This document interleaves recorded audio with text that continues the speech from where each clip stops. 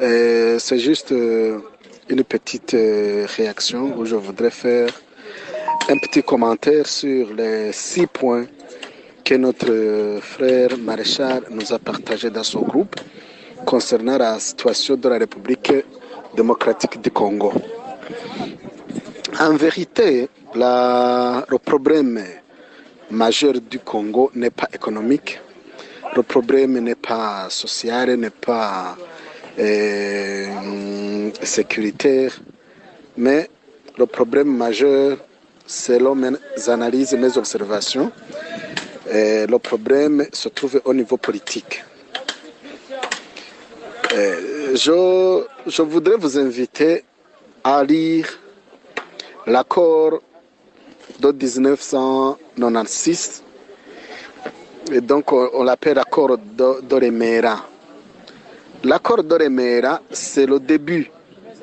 C'est le début, je dirais que c'est le commencement de la déstabilisation politico-économique et sécuritaire de notre voisin, la République démocratique du Congo.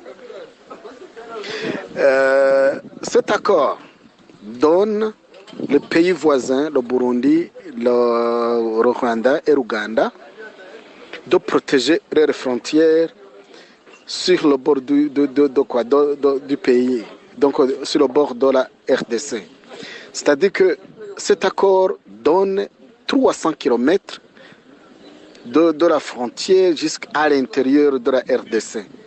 C'est-à-dire que le Rwanda a 300 km du Congo, le Burundi a 300 km à l'intérieur du Congo, l'Ouganda a aussi 3 km à l'intérieur du Congo. C'est-à-dire quoi? Cet accord précise que les 3 pays ont le devoir de sécuriser leurs frontières. Dans ce cas, d'autres pays comme le Rwanda et le Burundi, le Rwanda et l'Ouganda, ils profitent pour occuper le territoire de 300 km. Ce qui va t'étonner, ce qui va m'étonner, ce qui étonne tout le monde, c'est que cet accord a été intégré dans la constitution congolaise. Les Congolais, réveillez-vous, il faut lire votre constitution pour voir les enjeux, les articles de 211, 212 jusqu'à 217. Ce que les accords signés avant la prise du pouvoir sont intégrés dans la constitution que vous utilisez aujourd'hui. Il y a même un article qui paraît que la République démocratique du Congo peut donner une partie de son territoire pour promouvoir le panafricanisme. Imaginez-vous.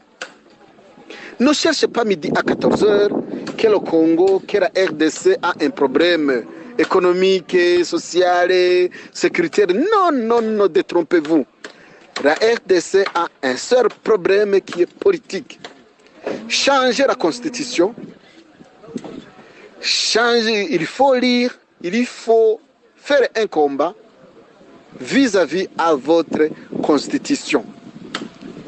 Donc, en résumé, je dirais que selon mes analyses, selon mes observations, le Congo est un pays riche, le Congo est un pays où il y a multiculturel, il y a beaucoup de gens, il y a beaucoup de... La terre congolaise est cultivable, il y a la pluie, il y a toutes les saisons culturelles, il y en a.